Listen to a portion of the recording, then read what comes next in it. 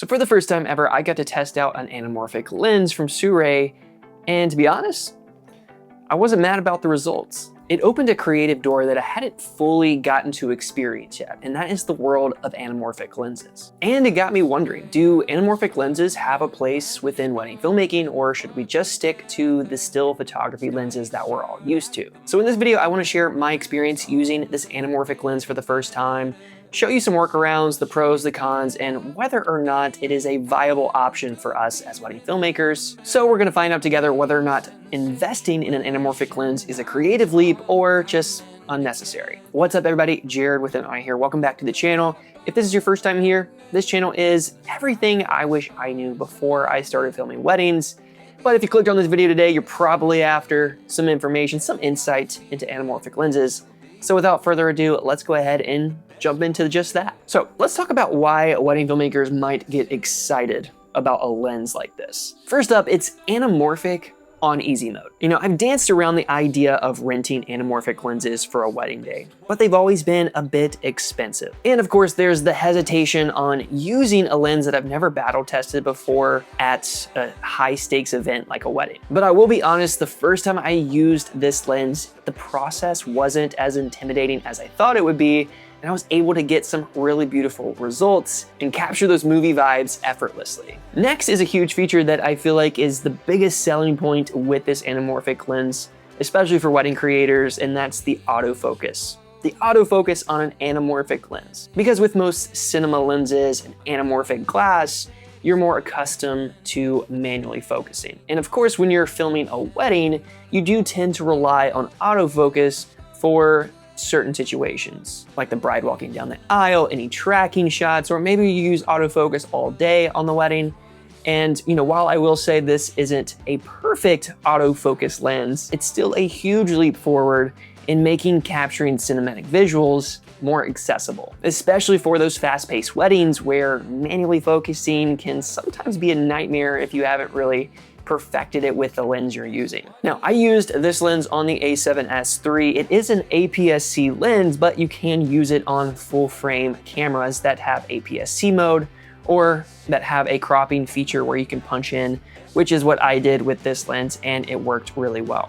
The character of this lens is one that I got really excited about because it's sharp but soft enough to still give you that cinematic feeling. I personally love the soft vertical bokeh that you get with this lens. It helps create that dreamy effect that I personally love for my films. And the best part about this lens is the price tag.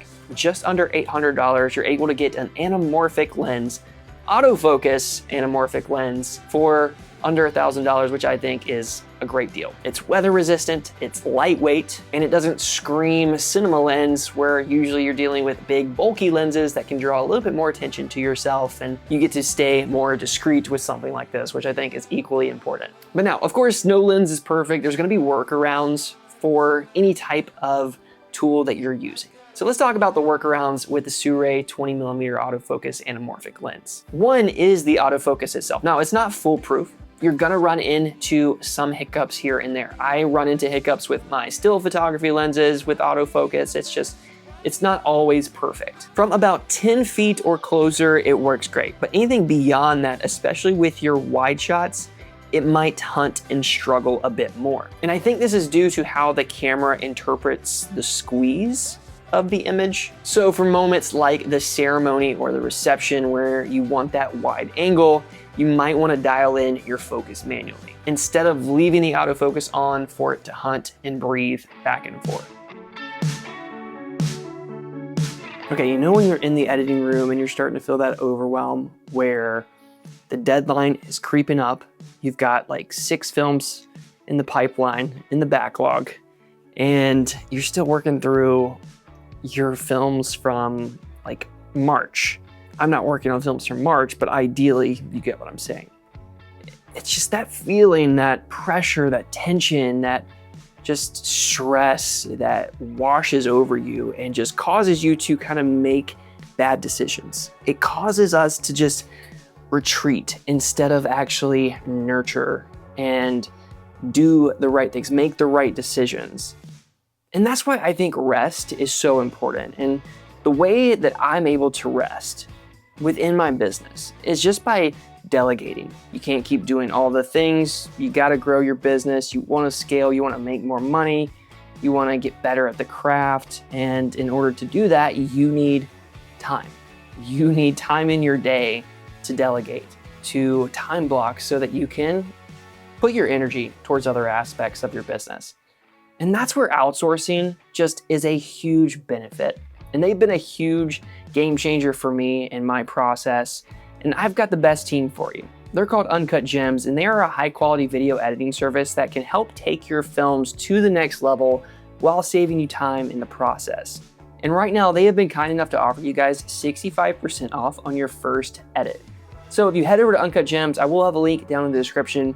Use my code Wayward65 at checkout so that you can get that sweet discount, so that you can save time and just get back to just being excited about creating and growing your business. Next is there is some noticeable distortion, especially if you're using this on a full frame camera. If it's uncropped on full frame, there's some pincushion warping and corner softness if you're not careful. But again, with proper cropping or using it on an APS-C camera, it looks clean and intentional. Now the next is I don't think this is an all-day lens, especially in the world of weddings. I think this is one of those lenses where you can get really nice stylized shots during like the portraits or during the dancing parts of the wedding day. I don't think this is like an all-day carry kind of lens. But the overall bottom line, if you've just been wanting to experiment with anamorphic lenses, but you couldn't really do that because of the cost factor, or you needed certain adapters in order to use these lenses, you know, Sirui is definitely shaking things up. They're disrupting the industry with lenses like this, where it's just making it easily accessible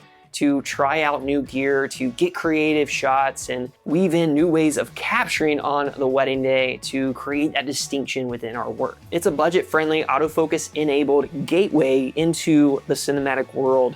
And honestly, I'm just really excited about it. I'm glad that Sirui sent me this lens to test out. It's been great getting to experiment. So if you're interested in learning more about this lens, I will have a link down below. And Sirui has been kind enough to offer you guys a discount, so there will be a code down there as well if you're interested in picking this up. But either way, I hope you found this video helpful and valuable. Drop a comment below, like if you haven't already. Let me know what you think about this lens. Is it something that you could consider for yourself, for your own workflow at weddings? Either way, I'd love to hear from you guys. So until next time, keep creating and telling beautiful stories. Peace.